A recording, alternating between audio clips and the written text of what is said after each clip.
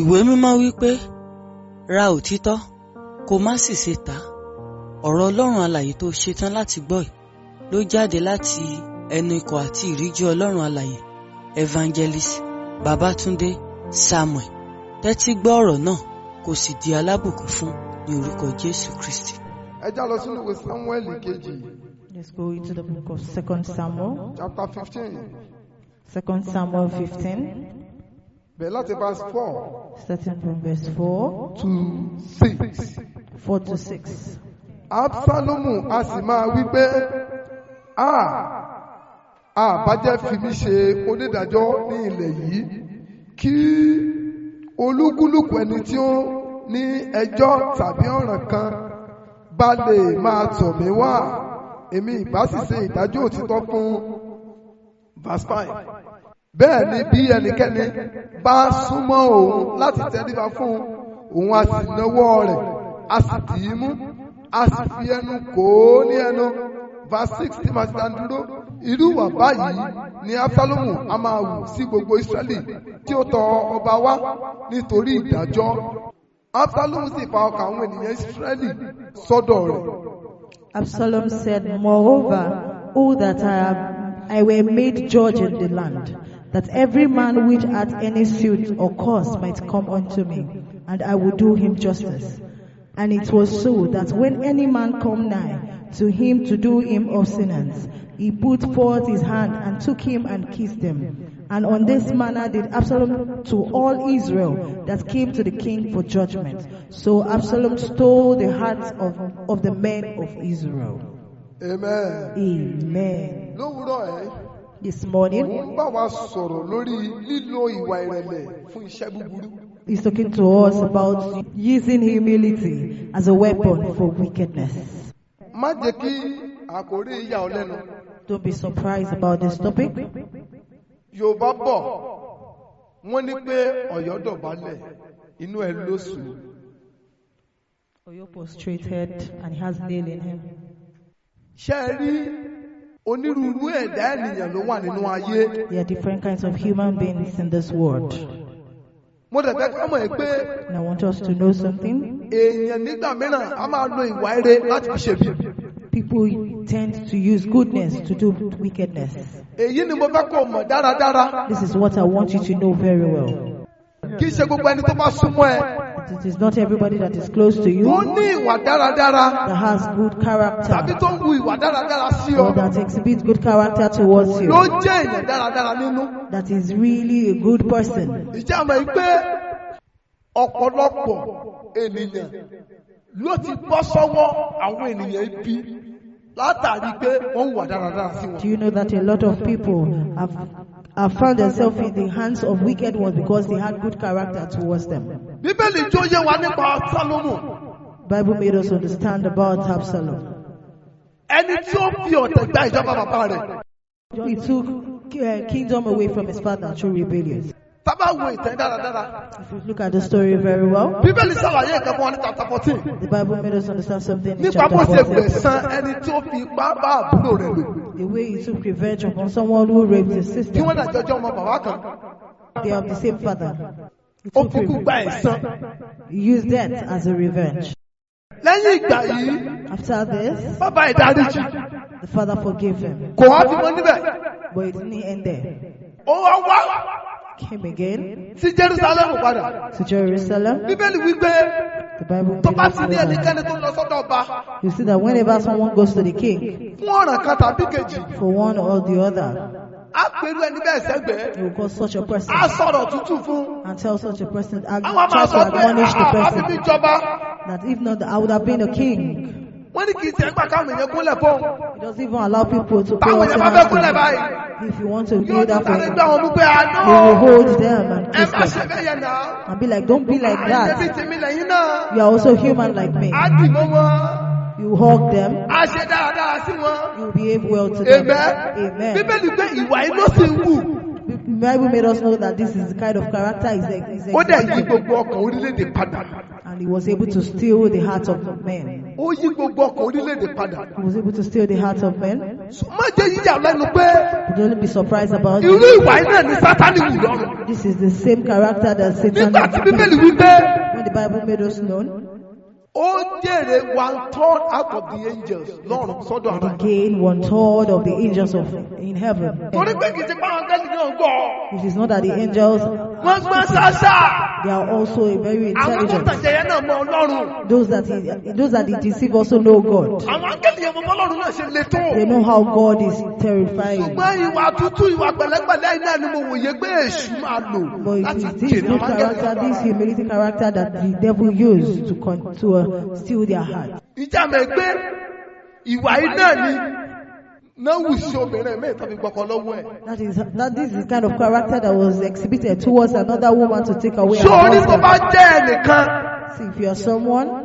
tó ṣe pé ìwà dáradára ènìyàn máa ń tètè mú fún ẹ. that you are always moved by the good character exhibited towards you. Tíyàn bá wà dáadáa kan ọjọ́ kan fún ẹ. That somebody did a very good character for you one day. Ó lè torí àmọ́ gbẹ̀rí ẹ̀jẹ̀ lógún ọdún. You can, because of that, testify towards the Tó person. bá ṣe pé irú ènìyàn bẹ́ẹ̀ ni ọ́, If you are that kind of person, wọ́n lè gbọ́ ọkọ mọ́ ọ lọ́wọ́. they can take away your husband. Wọ́n lè gbàṣẹ́ wọn lọ́wọ́. Your job can be In taken. fact, wọ́n lè pa ọ́. You can even be killed. Jésù sọ kíní kan. Jesus made us know Ó something. ní ẹ ṣọ́ra lọ́dún ènìyàn. He said, be careful of Ẹ humans. ṣọ́ra lọ́dún ènìyàn. Be careful of men. Ìwé Jeremáyà sọ pé The book of Jeremiah said, ó ní ta ló lè mọ ọkàn ènìyàn. he said, who can know the Ó heart ní of kò sí. man? He said, no one. Àyàfi Ọlọ́run. Except Ó ní God. ọkàn ènìyàn burú jáì. He said, the heart of man is wicked. Ìjọ mọ̀ pé Did you know ẹni that? tó fẹ́ pa ọ́, That who ó wants lè mọ to kill you, ìdọ̀bálẹ̀ fún ọ. he can be prostrating to you. Ẹni tó bá pọ́ sí ẹ, Somebody that wants to poison you, ó lè sọ̀rọ̀ ẹ̀ dọ́mọ̀dọ̀ fún ọ. he can become your Tọ́mọ̀ household. rán mi sẹ́ lọ síbi tó wù ọ́. You can send Torí him mo or fẹ́ her poison anywhere ẹ. because he or she wants Ẹ̀yẹ́ to ni torí poison àti you. mọ àṣírí ẹ. Somebody can because he wants to know your secret, Kó torí ẹ̀. and because of that, Kó sọ̀rọ̀ ìdọ̀dẹ̀ fún ọ. and become a stupid person to you. Ọ̀pọ̀lọpọ̀ àwọn Ọlọ́run ló ti kú kú òjijì. The lot of children of God are dead suddenly Nítorí ohun tí mo sọ yìí. because of what he's talking about. Ọ̀pọ̀lọpọ̀ pásítọ̀ A lot of pastors, ló ti kú kú òjijì pàdé. they are dead right now Nítorí ohun tí mo sọ yìí. because of these things. Mo gbọ́ nípa sítórì kan. You heard about the Àwọn story. méjì tán jẹ́ prayer partner. There are two people that are prayer Wọ́n lọ partners. sórí òkè wọn lọ gbàdúrà. They went to the mountain to pray. Bàtà wọn pray tán. After prayer, Wọ́n jọ sọ̀kalẹ̀ náà ni o. they came down from the Ẹnì mountain. kejì náà parí kéréke padà wá sórí òkè. And the second person used a cunning ways to go back to the Ó mountain. dẹ̀ ń gbàgbọ́ òdì lórí ẹni tí wọ́n jọ gbàdúrà I fún. was praying against the prayer that they had together. Má torí pé ènìyàn ó Don't dára because sí ọ. of them exhibit a good Kọ́ ọ máa sọ character gbogbo àṣírí rẹ jáde. to you and tell them such a person all your secrets. Ṣé o mọ̀ yìí pé Do you know that? ojúbọ̀rọ̀ gba ọlọ́wọ́ èkùrọ́?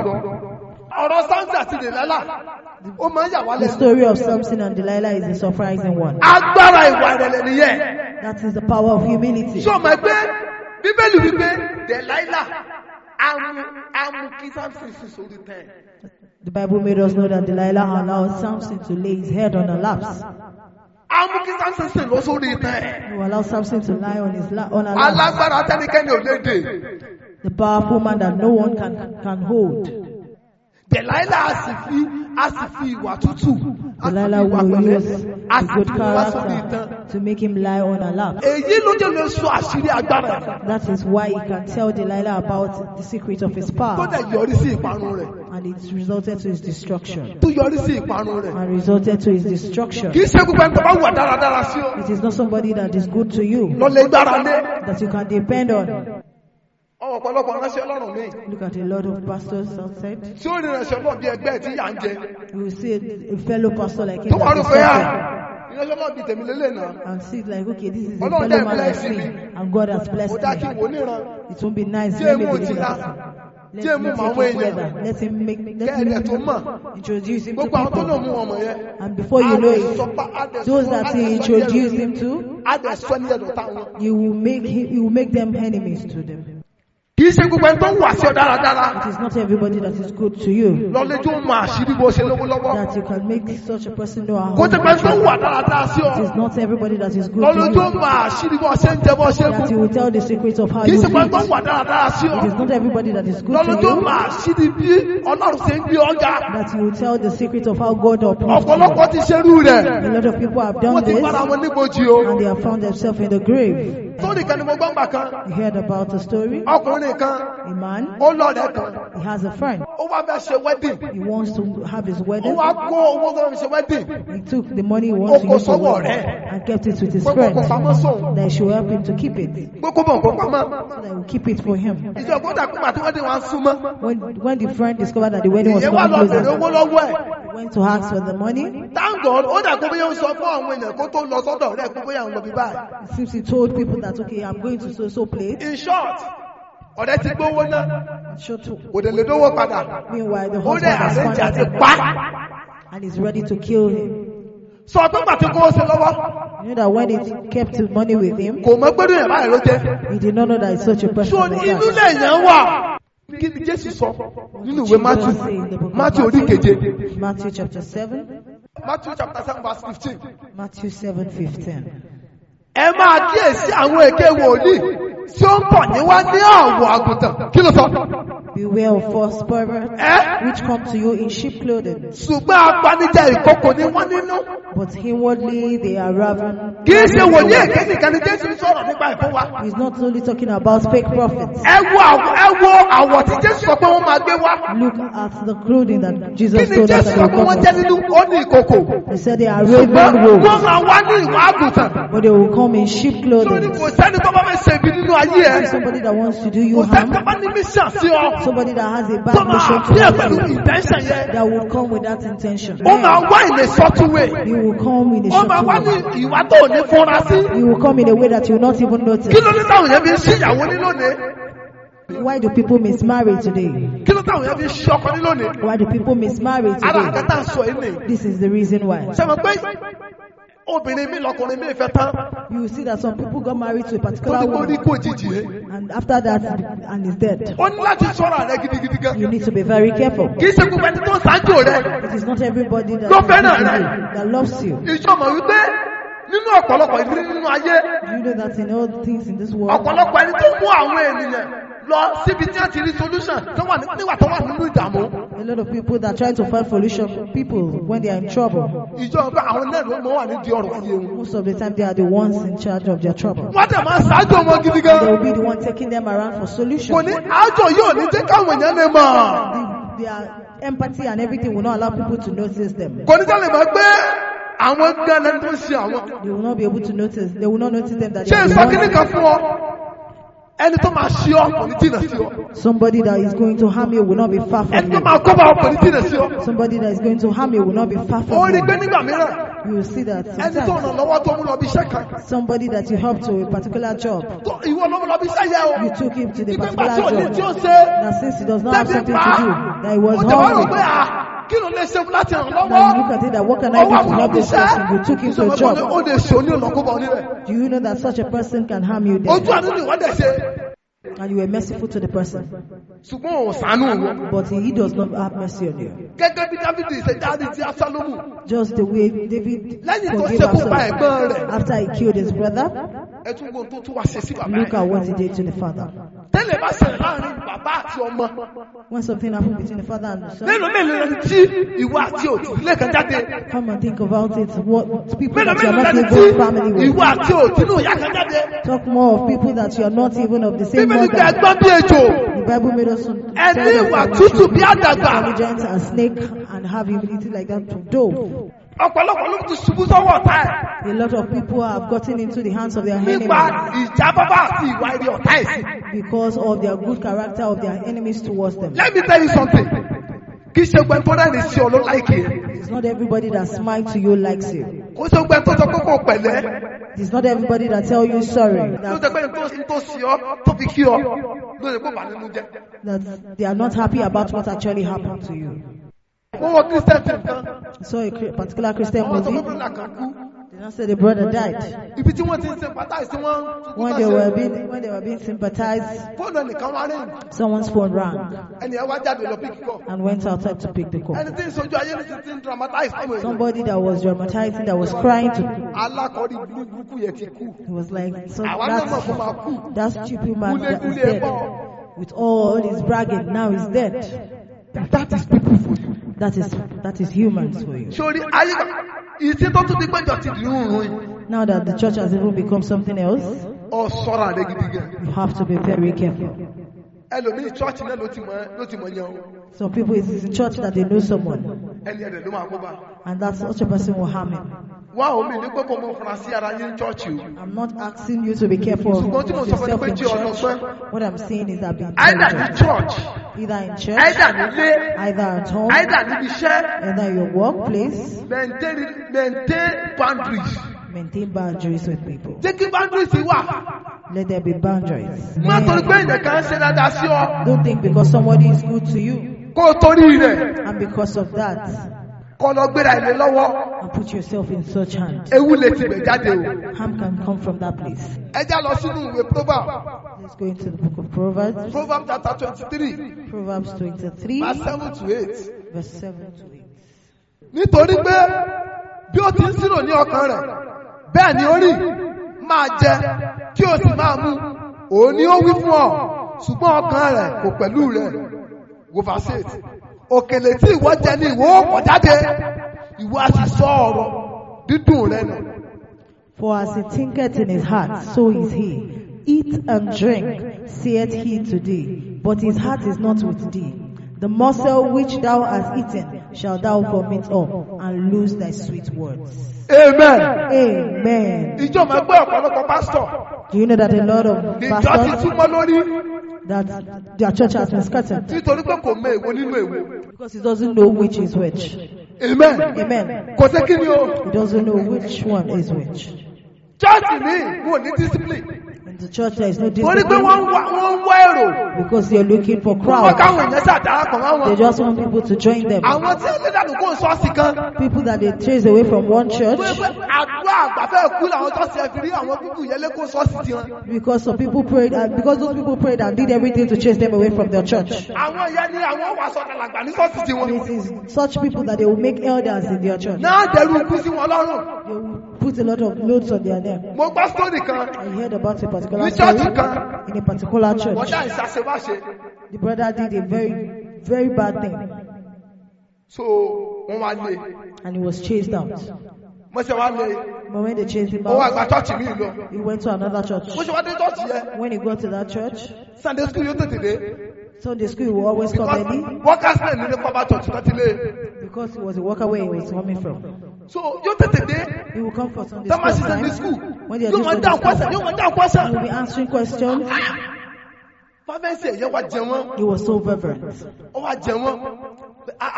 Èèyàn ló ṣe dáadáa báyìí. Èèyàn ló ṣe kíní kan báyìí. Ìtara yẹ àti ẹ̀bùn tó ní. Ní ẹ bá sáré gbé náà fi jẹ youth president. Because of his fervency and his diligent work, they made him a youth president. Láìpẹ́ láì jìnnà. Not quite long. Ló wá bẹ́ẹ̀ sẹ́ fi túrúkọ lọ. That is how he began to show his true self. Ní kàn wọ́n lóyún lọ. He kept impregnating the ladies. Worst part. The worst Gbogbo part àwọn tí ń of kàn it. lóyún ìbejì náà. All those that are pregnant for him keep giving birth to twins. Ẹ máa ṣọ́ra fún àwọn èké ara. Be careful of fake people Tọ́ntọ̀ ni wá ní àwọ̀ àgùntàn. that comes in sheep clothing. Kì í ṣe pé tó sọ pé ìránṣẹ́ Ọlọ́run ìyàn burúkú ni wọ́n tábàbọ̀ tó jú mi rí lọ́wọ́ àwọn ìránṣẹ́ Ọlọ́run èmi àwọn ìránṣẹ́ Ọlọ́run àwọn ìránṣẹ́ Ọlọ́run ti báyé jẹ́. Kì í ṣe pé ẹni tí ń sọ ọdún ẹ̀dẹ̀yẹ gidi. It is not everybody that is condemning the pastors that you can trust. Ẹlòmíì tó ní pé victim lòun Some people that say they are victims, pé pastor bọ̀ ń sùn. that pastor raped Ìjẹ́nu pé her. assignment gan ló ń gọ́ lọ carry out. Do you know that she went to take out assignments on the pastor? We have to be very very careful. You have to be very Kì í careful. ṣe gbogbo omi jẹ́ lólónù. Kì í ṣe gbogbo omi jẹ́ lólónù. It is not all tears that you can clean. Kì í ṣe gbogbo eyín ló lè gbẹ́. It is not all teeth that you can That you sharpen. can sharpen. Àwọn eyín kan tó bá gbẹ There's some teeth that if you sharpen it, ara rẹ ní wọ́n bọ̀ àbùsọ̀ o. they will come and bite you. Jẹ́ ọlọ́gbọ́n gidigidi gan. Be a smart person. Gbọ́n tí Fàṣẹ́tì Proverbs yẹn sọ. Listen to Ó what ní God says. òkèlè tí ìwọ jẹ ni ìwọ pọ̀ jáde. Morsel which thou hast eaten shall thou Oore tọ̀rọ̀ pé wọ́n ṣe sí ọ. That good thing that you feel that they are doing to you, Ìwà ni tọ̀rọ̀ pé wọ́n ṣe sí ọ. the good character that they are exhibiting towards you, Òun ló padà sunkún ẹ̀, ó padà sán. you will pay back in sorrow. Sọ́dọ̀ akúgbà ń jẹun kiri o. Be careful about eating Kì í ṣe around. fún ẹni tó rò pé bí ó náà ìṣòwò fún ẹnu oúnjẹ. It is not everybody that think is nice that give you Ló food ṣe pé that you oúnjẹ eat. tó ń jẹ oúnjẹ rẹ̀ lára rẹ̀ ní sí olóore o. It's not the food that is eating that is doing you good. Ẹlòmíì ò ti gégùn sóúnjẹ kó tó gbé fún ọ. Some people would have caused the food before they Bí give it bọ́ ṣe ń out. jẹ́ ní That kí once you òun eat ajé it, rẹ̀ kó mọ lọ́bẹ̀. Kì í ṣe gbogbo ẹ̀bùn ló lè gbà. you can't collect every gift. It is not all gifts that you can collect. Kì í ṣe gbogbo tó bá dé ló ti lè jẹun. It is not everywhere you get it that you can eat. Kò ń ṣe lékiri tó bá sọ fẹ́ pé àlàáfíà fẹ́ni tí ń bọ̀ o. Làlàáfíà wà. It is not everywhere that they tell you peace be unto the person that is coming, that there is peace. Kì í ṣe gbogbo ilé tẹ́kọ̀ọ́ síwájú rẹ̀ pé Jésù làbò wa ní Jésù gbé bẹ́ẹ̀ o. It is not every house that you see that Jesus is our protector, that Jesus is there. Àwọn ilé kan tó bá wọ bẹ̀. There are some houses that if you enter the house, Àgbà kò sí ọ. a lot will happen to you. Ẹlòmíì wò dé kíyè sára. And people, a lot of people don't take note. Ọ̀yàyà lẹ́lòmíì wọ́n fi ń sẹ̀lẹ́tì ọ̀rẹ́. Kindness is what some people use in choosing their friends. Ọ̀yàyà. Kindness. Gentleness. Be gentle. Ẹlòmíì fi ń ṣe kíni o. That people, these are the characters that people use in choosing their friends. Ẹlòmíì ò ní ẹni tó bá ti mọ́ dín kúkú mi lè bá sọ rẹ̀. Somebody that is always frowning face and can't become friends with them. Ẹlòmíì kan dùn kúkú ni inú ẹ̀ mọ́ ju nǹkan mi lọ. There are some people that only frown their face but they are as clean. Ẹlòmíì sọ àdúgbò lè rẹ́rìn tọ̀ lálẹ́ fún ọ. And there are some people that are very jovial. Tọ́lọ̀ bá ṣí àyà rẹ̀ fún ọ. If you see such person's heart, Èyí tí ó ṣe ìbéèrè ló yanú lẹ̀ báyìí. it's a snake that is in such person's heart. In my experience, In his experience, in life, most of the people that come across tán jẹ́ ọlọ́yàyẹ ènìyàn burúkú. in his experience, people that he has met that are jovial are the bad persons. Mi wá conclude pé gbogbo ẹni tó bá ti wà jòbíà tàbí tó jẹ́ lọ́yàyà ènìyàn burúkú o. He did not make a conclusion that everyone that is jovial is a bad In person. my own personal experience, But in his own personal experience, most of the people tẹ́mi ti bá pàdé tí wọ́n ń hùwà sí mi bá wọn dá àwọn knife. people that has tried to show to him that they are very nice people, Tí wọ́n show caring most of the that time. they are showing kindness and Èèyàn burúkú ni wọ́n padà discover kan jẹ́. we discover that they are very bad people. Má mọ̀ fi ojú yàn ohunkóhun tó bá fẹ́ ṣe. Don't just choose with your eyes. A ní láti ṣọ́ra gidigidi gan. Ìjẹ́ mọ̀ pé ọ̀pọ̀lọpọ̀ ọkùnrin ló ṣe pé intention ní lákàtí fún obìnrin lóyún. It is some men, Láti some bàyí men's ẹ̀jẹ̀. instruction to just impregnate a lady to destroy her life. Wọ́n máa sọ̀rọ̀ àwọn òdòdè They will now become a stupid fún person. obìnrin yẹn. For that Kò particular sí tí wọ́n reason, nílé ra fún. there is nothing they will not Kò buy sí for tí the wọ́n nílé person. ṣe fún. There is nothing they cannot do Kò for sí such tí a wọ́n nílé lady. gbé lọ. There is no place that they cannot take her to. Just for a day láti kàn bá sùn láti bá yé ẹ̀jẹ̀. Just for a day to sleep with her and get her pregnant. Wọ́n tó bá wá Destroy jẹ́ her. oníjẹkújẹ. If you are somebody that is very Tọ́mọ fíríkì converted, nípa gift. that you are always Àkóso after wọn gifts, lọ́wọ́. you will enter such hands. Ìdí nìyẹn. That is the Lójú reason ṣe fún why ọ̀pọ̀lọpọ̀ tó ń sunkún nùgbéyàwó lónìí. that a lot of people that are crying in marriage today, Amen. amen. Listen and listen good. Tó bá nígbéyàwó tó dáa yóò sọ pé òní ìṣòro tí ó gbòmí jẹ lójú ẹ o. Because you have a good marriage does not mean that you will not see a problem that's going to take tears Àwọn from èèyàn you. sun ẹkún tí ò yẹ kán sun ni. But some people, a lot of people, the tears that they have today are not supposed to be there. Torí pé kí ni ká bá bẹ̀rẹ̀ lọ́wọ́ wọn. Because when you ask them, Ìwà dáradára ọkùnrin tí wù sí wọn náà fi tẹ̀lé wọlé. it is because of the good character of the man that Ẹlòmíì that's the kan wọ́n reason sọ why they pé follow o ò him. lè fẹ́ bọ́ yìí o. Some people, they tell Àìsàn him bá ti that fẹ́ if kún you ìyá cannot marry this kú. boy, he said, if you cannot marry him, she rather die. Ìgbà tó ti pé ìwà dáradára tí yẹn ń kù sí on a mission. Òun ló ń wò. That is because she look at the good character of the man that is meant for mission. A ní láti ṣọ́ra wa gidi gan. We need to be very careful. Ọ̀pọ̀lọpọ̀ àwọn ènìyàn búburú A lot of wicked people ní wọn kọ́ sọ ní pé ènìyàn búburú làwọn. that don't write it on their forehead that they are wicked people. Ìwà ire náà máa ń lò ṣáájú iṣẹ́ búburú wọn. It is the good character that they will use as the first instance before Ìjẹ́ the pé wickedness. ọ̀pọ̀lọpọ̀ àwọn tó jẹ́ àjẹ́ church náà mọ náìsì. Do you notice that a lot of witches in church are always very nice? Mo gbọ́ story kan I heard about a particular story nípa woman kan tó jẹ́ àjẹ́ about a witch nínú church. in the church. Bọ̀tẹ̀ wá wò ó. But look at it. Òun ló ń tọ́jú pastor. It is this witch that is taking care of the pastor. Àwọn tí ò lẹ́mìí-kẹ́mìí gan ò rí ti pastor rò. People that are not even possessed does not even think about the pastor. Ó ní Bíbélì sọ pé àwọn ọmọ ayé yìí gbọ́n ní ìran wọn. That is why the Bible made us understand that the children of this world are very intelligent than Torí pé wọ́n máa fi ìjáfáfá wọ́n máa fi kọ́ra nínú tó máa ṣe. because they try to be smart in everything that they do. Ìdí nìyẹn la gbọ́dọ̀ ṣọ́ra. That's why we have to be very careful. Kìí ṣe gbogbo ẹni tí ọ̀rọ̀ ẹnu ẹ̀ dá sí ọ It is not everybody that had good words ló ní èrò to tó dá sí ọ. that has good thought to you. Kìí ṣe gbogbo ẹni tí It is not everyone ń ṣáájú ẹ that is always trying Ló to fẹ́ ọ fún empathize rere. with you, that wants goodness for you, ló ṣe kí ni o. that wants you for good. Nítorí náà For this reason, o ní láti kún fún ẹ̀mí gidigidi gan. you have to be filled with the Spirit. O ní láti kí ni o. You have to be filled with the Spirit. Bíbélì sọ fún wa pé o ní ká kún fún ẹ̀mí gidigidi gan. Said we should be filled with the Spirit. Àwọn tó ń bọ́ sọ́wọ́ yẹn People that enter into hands, Kristẹni tí ò mọ tí ń ṣe nípa ìrìn àjò they are ìlú. Christians that don't know what they are doing about their Kí ni Bíbélì journey. sọ fún wa nínú ìwé 1 Peter chapter 5 What did the Bible make us know in 1 Peter chapter 5? ẹsẹ̀ ìkẹjọ. Ẹ máa wà ní àìrékọjá, ẹ máa ṣọ́ra. Kí ni Bíbélì ká ṣe? Nítorí èṣù ọ̀tá yín bí kìnìún tí ń ké ramúramù, ó rìn kiri, ó ń wá ẹni tí yóò pàjẹ́ kiri. Be sober, be vigilant, because your adversary, the devil, as a roaring lion, walketh about, seeking whom he may devour. Ṣé o mọ̀ pé ò ní rí èṣù kó gbé wo lórí? You know that you will not see a And let me devil tell you in something. horns. Èṣù yìí wá in an ugly way.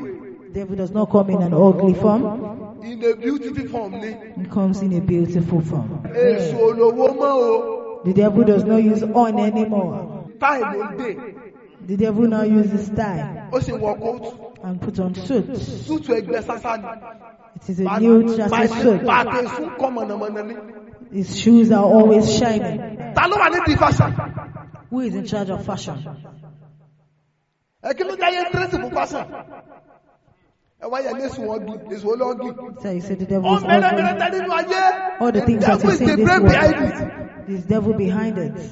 Òun náà lójú ó lérò lẹ́yìn. That's why he has a lot of people Torí pé behind him. ohun tó wà pínlẹ̀ ló tó fi hàn àwọn èèyàn. Because he appeals people with what they see. Ó mọ̀ pé majority àwọn ènìyàn ohun tí wọ́n rí máa tètè mú wọn lọ́kàn. Because he knows that a lot of people go after what they see. Ẹ rí i pé bí wòlíì Samuel ṣe jẹ́ ẹni ẹ̀mí tó. You see that the way Prophet Ó Samuel was bẹ̀rẹ̀ a sàkàsì spirit nígbà man. tọ́dún wà ní kólókóló yẹn Dáfídì. He also made a mistake when he was asked to anoint David. Olúwa ló sọ fún un pé padà mọ ẹ̀mí wò bẹ́ẹ̀ yẹn ṣe ń wò. It was God that told him that I don't look the way humans do. Ọlọ́run ò fíríkì pẹ̀lú téèyàn ṣe. God is not freaked by what we do. Ìwà tó wà nú ènìyàn téèyàn ò lè rí lọ́lọ́run máa ń wò. It is your character that God watches. Bí nìyẹn ìyẹn lè jójójó kó gbé 10 million lẹ̀. Somebody can donate 10 million now, Wọ́n ti wọ́n ṣe pé ọkàn tó fi gbé ọkàn burúkú ni. but the heart that you use and drop it is a bad one. Yóò dẹ̀ jẹ́ tẹ́wọ́ gbà lójú àwọn èèyàn tó fojú rí. But it will be acceptable in the presence of people. A ní láti ṣọ́ra gidi gan. We have to be careful. Ayé ewu la wà. We are in a harmful world. Kì í ṣe gbogbo ẹni tí ò ní lórí lórí sọ pé kó wá jókòó sínú ilé ẹ̀. It is not everybody that is homeless that you can ask to come into your Àwọn home. kan wà tó pé o lè ṣe wọ́n lóore o. There are some people that you will be good to them, Oore tó máa ṣe wọ́n kò gbọdọ̀ débi pé kò sọ pé káwọn máa sun ilé ẹ̀. but the goodness that you have to them is not the one that you ask to come to your Àwọn house. kan wà tó pé o lè fún lóúnjẹ. There are some people that you can give food, Oore tó lè ṣe wọ́n ní pé kó sáà máa fún wọn lóúnjẹ. but the best you can do is just to continue giving Má them mú wọn food. mọ̀ ìdí iṣẹ́ tó ń ṣe. Don't make them know the source of your woe. Tó bá ti fẹ́ sun kíkìkì. That you won't weep bitterly. Ìdílé tó dàrú. A separated family. Táwọn wádìí tó ṣẹlẹ̀ tó pé èèyàn kan ló tú wọn ká. They are looking for what separated them, Ọjọ́ kan but lẹni it's tó just tú one wọn ká person. ìbànújẹ́ kan náà fi mọ̀ ọ́n. The day that they knew, when they knew the person that separated them, it was not in sorrow that they knew such person. Ayọ̀ náà mọ̀. They knew such a person in Kì í ṣe happiness. gbogbo ẹni téèyàn bá fayọ̀ mọ̀. Nìyẹn ló jẹ́ fayọ̀ túká. It is not everybody that you know in happiness that you will separate in happiness. You might meet some people in happiness, but if you're not careful, Omijé lẹ́fìjọ túká. you will separate in weeping. àwọn oníṣòwò kan tó pé wọ́n lọ́yàyà. There are some handwork persons that are very jovial. Torí ọ̀yàyà wọn tí wọ́n ní tí wọ́n ṣe. Because they are very jovial. Oníjìbìtì dẹ̀ ni wọ́n. But they are 419. Wọ́n bá gbowó iṣẹ́ wọn ní ṣiṣẹ́. When they collect money, they won't do the work. Ọ̀pọ̀lọpọ̀ ló lè kó sí wọn lọ́wọ́. And a lot of people have been in their hands. Ìdí nìyẹn, don't focus on first impression about people. Don't be too focused on someone's first impression. Ẹni tó bá kọ́kọ́ mọ̀. Somebody that you know at Tó first dẹ̀ wà dáradára sí ẹ. and is being good to you. Wọ́n bẹ́ẹ̀ ní kẹ́fù pẹ̀lú ẹ̀ ní. Be very careful with such Wò person. dáadáa kó jẹ́ kọ́ lọ́rùn tọ́lú ẹ̀ tó jẹ́ Still fún ẹ. check very well and allow God Wá to di tell ẹni you yẹn who the dáadáa person kó mọ orí is. ẹ̀ tó jẹ́. Check out the person very Yorùbá well. Know the gbàgbọ́ kind pé of person èéfín he ní is. ìwà kò sí bá a ṣe Yoruba fi people pamọ́ don't tó. understand that our character is smoke. There is no how you can hide it. Ó máa padà jẹ jáde. It will definitely come out. Do you know that if you close all these doors and you put fire in this Ẹ kàn place, fún ní ìṣẹ́jú mélòó kan. just give it a few Èmi àwọn minutes, bẹ̀rẹ̀ sí kí ni o. you see that the Ẹ smoke kókò will tẹ́ tó lọ always padà come lọ out. sínú bíi. You know Ọ̀rọ̀ that ìwà ṣe nobody ní knows ìyẹn. that we put fire in it. That's Oníwà the búburú ènìyàn character. tó bá fi ìwà rẹ̀ pamọ́ fún ọ. If such a bad person is keeping his or her It's character, just a matter of time. but yeah, no, Ìwọ sáà fún lákòókò. just give it Kó o distance ara ẹ̀. and distance Má sọ yourself. àṣírí ẹ̀ fún o. Don't tell him or her anything. Má gbéra ilé lọ́wọ́ o. Don't put yourself in him or With her. time. With time, Irú ẹni tó jẹ́ máa jẹjọ jáde. you will see the kind of person you Jésù are. pẹ̀lú sọfọ́nù wọn má sórí kejì yẹn. Jesus made us understand Nínú ìwé má sórí keje. in the book of Matthew chapter 7. Jésù wípé Jesus said, nípa èso wọn by their fruits lẹ́ẹ̀fì mọ̀ wọn. we shall know them. Ó mọ̀ pé nínú ìrírí tí wọn náà ti rí nínú ayé. You experience in this Ó yẹ life, kó wòye pé wọn náà ti pàdé àwọn kan rí. you would have noticed that you've met Tó some pèlè people èèyàn gidi. that you thought they are good people. Ṣùgbọ́n tá máa bí ẹrú èèyàn tán jẹ́ báyìí. But when they ask you what O kind lè of sọ person tó they dá are, nípa wọn. you cannot talk about good things Ọ̀ṣọ́ about pé them. kúbà tọwọ́ kọ́ mọ̀ wọ́n. But when you know them at first, O ò ṣe bẹ́ẹ̀ mọ̀ wọ́n. you did not know them like Ìgbà tó that. di pé ẹjọ́ rìn pọ̀ lọ. But it was when you started Nígbà working with each ìkéèsára ti other, wọ́. Nínú ìkéèsára ti wọ́. your own carelessness, O ti ṣubú sí wọn lọ́wọ́. you have entered their hands. Nítorí náà ṣọ́ra. Because of this, be careful. Ìṣe gbogbo ẹni tó ní wàrà lára sí ọ. It is not everybody that is good to you, Ló ní ọkàn tó dáa sí ọ. that has a good heart towards you. Ẹ jẹ́ lọ ní ìwé Matthew. Let's go to the book of Matthew, Orí 26. Matthew Ẹsẹ̀ 26, 47 to 50. 47 to 50. Bí ó sì ti sọ ọ́ lọ́wọ́, wò ó, Júdásì, ọ̀kan nínú àwọn méjìlá dé àti ọ̀pọ̀ ènìyàn pẹ̀lú rẹ̀ tí àwọn ti dà pẹ̀lú ọkọ̀ láti ọ̀dọ̀ àwọn olórí àlùfáà àti àwọn àgbà àwọn ènìyàn wá. Ẹni tí ó sì fi hàn ti fi àmì fún wọn wípé ẹnikẹ́ni tí mo bá ti fi ẹnu kò ní ẹnu, òun náà ni ẹ mú. Lójú kan náà, ó wá sọ́dọ̀ Jésù. Ó sì wí pé àlàáfíà olùkọ́ni, ó sì fi ẹnu kò ní ẹnu. Jésù sì wí fún pé ọ̀rẹ́ kí ni ìwọ fi wá? Nígbà náà ni wọ́n wá, wọ́n sì gbé ọwọ́ lé Jésù, wọ́n sì mú un. And while he yet spake, lo, Judas, one of the 12, came, and with him a great multitude, with swords and staffs, from the chief priests and elders of the people.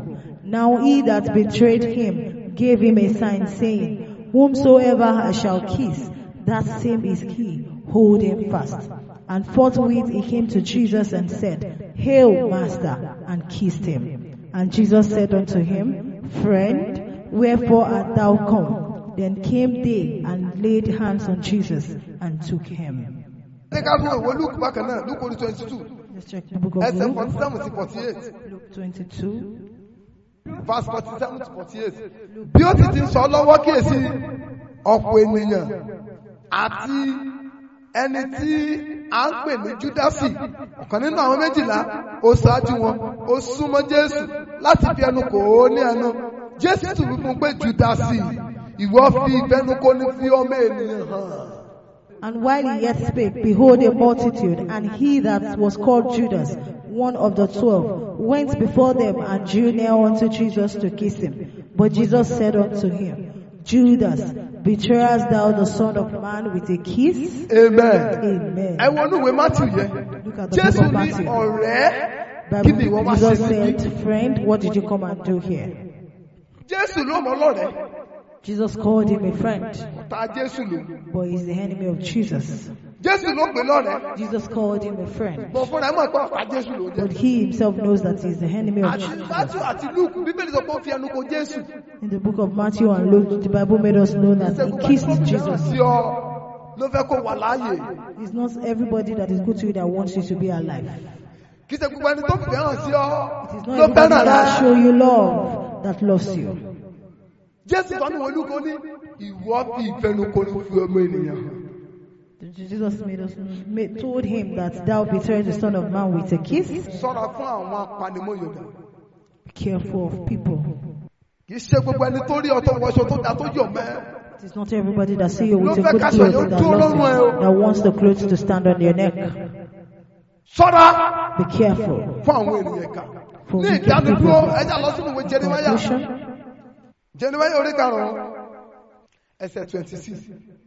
Nítorí láàrin àwọn ènìyàn mi ni a rí ènìyàn ìkà wọ́n wọ̀ káàkiri bíi bíba ẹni tí dẹ ẹyẹ wọ́n dẹ okùn wọn mú ènìyàn. For among my people are found wicked men. They lay wait as he that sitteth in the snares. They set a trap, they catch men. Nínú ìjọ In the church, be careful. Olúwa fúnra rẹ̀ ló sọ̀rọ̀ yìí o. It is God himself that is speaking this one. That even in the midst of my people, Láàrin àwọn ènìyàn ìkà. there are evil ones. Ìjàpọ̀rí burúkú tẹ́lẹ̀ mi ṣe. You see that some people that are unfortunate today, Kì í ṣe ara àwọn tí ọmọ Jésù ló ti orí burúkú yẹ̀ wò. he is not from unbelievers. Ara àwọn tó sọ fún àwọn ọjọ́ ọmọ Jésù ni. It is also from people that Ikú came to tẹ́lẹ̀ know mi Jesus. kú. Someone's death today. Ara àwọn tó jẹ́ pé àwọn ilé ènìyàn Ọlọ́run ni o. This is from also people that call Ìdààmú themselves the tẹ́lẹ̀ mi children bọ́ of sínú God. ẹ̀. The kind of troubles that some people are Ogun tẹ́lẹ̀ mi in. ń jà. The problem that some people are Àárín facing àwọn tó right jọ pé now. àwọn ilé ènìyàn Ọlọ́run ni It o. is amongst the people that call Kì í ṣe themselves the gbogbo ẹni tó children sọ of fún ẹ pé God. ọmọ Ọlọ́run ló lè súnmọ́ o. It is not everybody that calls himself or Kì í ṣe herself gbogbo a child of God ẹnikẹ́ni that can move tó close kó etí to. ẹ̀ sínú fìlà. Ní sìstá gidi o. It is not everybody that put your ears in cap that is a good system. Àjẹ́ lẹ́lòmíì tó wé tọ̀bá wọn. Some people are witches that are with turbans. Nítorí náà ṣọ́ra gidi gan. Because of this, be careful. Kíyèsí ọ̀nà rẹ. Be careful of your ways. Ìwọ tó wò mí tó sì ń bá mi. Either you're watching and listening. Ìwà tí wọn náà wù torí kí ló ṣe wù. The character that you're exhibiting, why are you exhibiting them? Ìwà rere tó ń wù sáwọn èèyàn. The good people that you have Ṣé towards kò sí nǹkan people. mi lẹ́yìn ẹ̀? I hope there is no other mission against Ìwà rere tó ní. the humility that you Ṣé kò sí have. nǹkan mi lẹ́yìn ẹ̀? I hope there is nothing Bó else ṣe máa ń bọ́ bá after sọ̀ lé. that. The way you honor your Ṣé ò ní pastor, nǹkan mi nínú? I hope there is nothing in your mind. Bó ṣe máa ń ṣe ájú àwọn ẹnìkejì inú The way you ìjọ. empathize people in Ṣé o church. ṣọ́ àgbọ̀ òdẹ̀ ní nǹkan mi nínú? Are you sure you don't have anything else in mind? Torí pé láàárín àwọn ènìyàn Ọlọ́run, Because in the midst of láàárín àwọn ènìyàn ìkà, in the midst of children of ṣé o ń God ṣe and the ìkà wicked nínú one, àwọ̀ àgùntàn? I hope you are not a wicked one amongst the sheep. Ṣé o ń ṣe ìkà nínú aṣọ funfun? I hope you are not a wicked one in sheep clothing. Ìwà rere gbogbo tó ń wù nínú ìjọ. All the good things that we're seeing in Ṣé o ní church, nǹkan mi lẹ́yìn nínú? I hope you don't have anything else against it. Ìlàwọ̀ rẹ ṣíṣe Olúwa nínú ìjọ. The way you are so Ṣé kò sí nǹkan mi witness tó fi toward the ṣe? work of God, I hope you Ṣé don't kò sí have nǹkan mi tó ní something else. lọ́kàn sí? I hope you don't have anything against it. Ìlàwọ̀ rẹ ṣe ọmọlàkejì nínú ìjọ. Your goodness towards other Ṣé people kìí in ṣe láti church. ọ̀dá yẹ̀yẹ̀ wọ́n lẹ̀ níta? I hope it's not because you want to humiliate the person outside. Bíra rẹ léèrè. Ask yourself this question. Ìwà rere tó ń wù, The goodness that you kí ló wà have, lẹ́yìn ẹ̀? what is behind it? Ṣé Jésù ni Is it Jesus tàbí nǹkan mìíràn? or something else? Ìwà rere tó ń wù, Or the good character ṣé that you Jésù ló have? wà nú ẹ̀? Is it Jesus that is Tàbí in Jésù it? ní jókòó sáàárín rẹ̀? Or it's the devil that is in between? Tó bá jẹ́ Èṣù ni, If it is devil, ó dákọ̀ onígbù ọ̀dà. it is better you Torí pé repent kò lè wẹ́ẹ̀lì fún ọ. because it Ìgbẹ̀yìn cannot. àwọn èèyàn búburú kò lè sún wọn. The end of evil ones cannot be Ìdè lórí present. ẹsẹ̀ rẹ̀. Stand on your feet. Sọ fún Ọlọ́run. Tell God, Olúwa ràn mí lọ́wọ́ o. Lord, help Má me. jẹ́ kó sọ́wọ́ àwọn ìka ènìyàn. Don't let me enter the Àwọn hands of the afọ̀yàyà bá yé wicked ẹni ones. jẹ́. People that use Àwọn jovialness afẹnusẹ́wọ̀n to ayé ẹni spot bàjẹ́. people Má that jẹ́ ìṣubú sí wọn lọ́wọ́. Ó Ó yá dúró bẹ́ẹ̀. Mo rò pé ẹ ti di alábùkún fún nípasẹ̀ ọ̀rọ̀ Ọlọ́run tí ẹ gbọ́ tán yìí. Fún àdúrà àti ìmọ̀ràn tàbí ìbéèrè lórí ohun tí kò yé ọ nínú ọ̀rọ̀ Ọlọ́run, o lè pè sórí aago yìí 0806593 5539. Ẹ máa pọ̀ sí nínú oore ọ̀fẹ́ Kristi. Láti gbọ́ onírúurú ìwàásù ọ̀rọ̀ Ọlọ́run mìíràn tí ń ṣe oúnjẹ ẹ̀mí, o lè kàn sí wa lórí ẹ̀rọ ayélujára yìí tí ń ṣe YouTube channel wa Evangelist Babatunde Samuel. Bákan náà lórí Audiomack Evangelist Babatunde Samuel. Ẹ ṣé púpọ̀.